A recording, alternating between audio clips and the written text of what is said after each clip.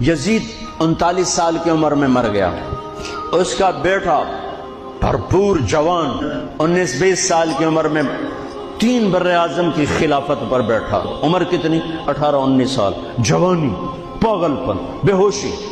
40 دن حکومت کی، 40 دن۔